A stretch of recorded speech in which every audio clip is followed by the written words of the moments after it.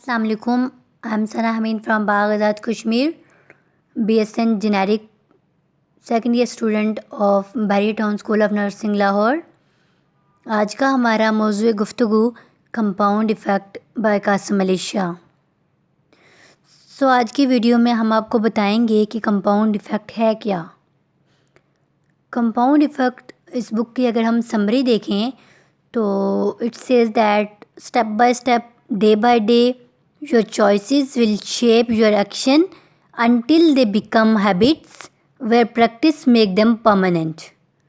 مطلب it says that آہستہ آہستہ دن بہ دن آپ کے انتخاب شیپ دے رہے ہوتے ہیں آپ کے ایکشنز کو, یہاں تک کہ وہ آپ کی عادتیں بن جاتی ہیں اور آخر کار کہیں نہ کہیں آپ پرماننٹلی اپنی لائف میں ان کو اڈاپٹ کر لیتے ہیں.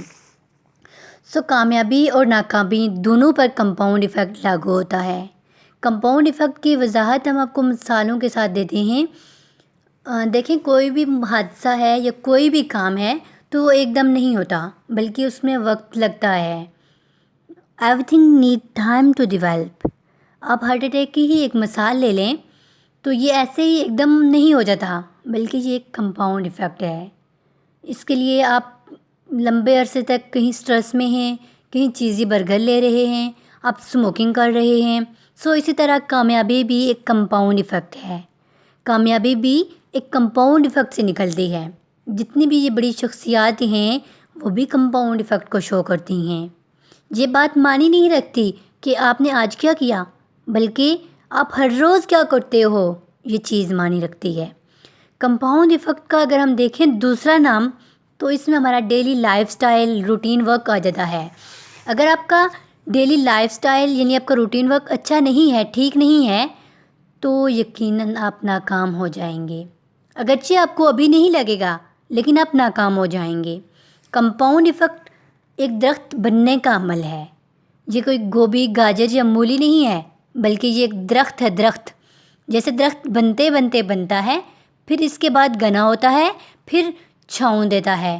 اسی طرح محنت کرنے والا چونٹی کے پاؤں لے کے پیدا ہوتا ہے, چونٹی کے پاؤں, اور انجام میں اس کے پاؤں ہاتھی کے ہو چکے ہوتے ہیں. فار گاڈ سیک, جلدی جلدی کسی کے انجام تک پہنچنا, کسی بھی چیز کے انجام تک پہنچنا چھوڑ دیں. جلدی میں, جذباتی میں اور خوشی میں کیے گئے فیصلے رلاتے ہیں, اکثر رلاتے ہیں. آپ ویلیوز کا ایک فلٹر لگا دیں کہ میرے لیے کیا چیز امپورٹنٹ ہے جو میں نے کرنی ہے, کیا کیا چیزیں ہماری لائف میں ضروری ہیں. پھر ان ویلیوز کو اپنے ایکشنز اور اپنے ڈیسیژن کے ساتھ جوڑ لیں, پھر ان کو میچ کریں کہ آپ نے جو ویلیوز سیٹ کی ہیں کیا آپ انہی جیسے ایکشن کرتے ہیں, آپ انہی سے ریلیٹڈ ڈیسیژن لے رہے ہیں.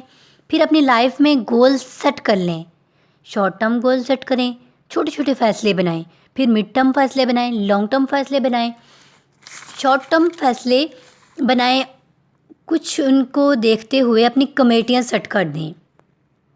کچھ ایسے گول سیٹ کریں جو آپ نے 1 مہینے میں کرنے ہیں. کچھ ایسے گول سیٹ کریں جو آپ نے 1 مہینے میں کرنے ہیں, مطلب شارٹ ٹرم گول ہوں, لیکن ان کو اپنے ڈیسیژنس کے مطابق کر کے ان کو فلفل کرنے کی کوشش کریں.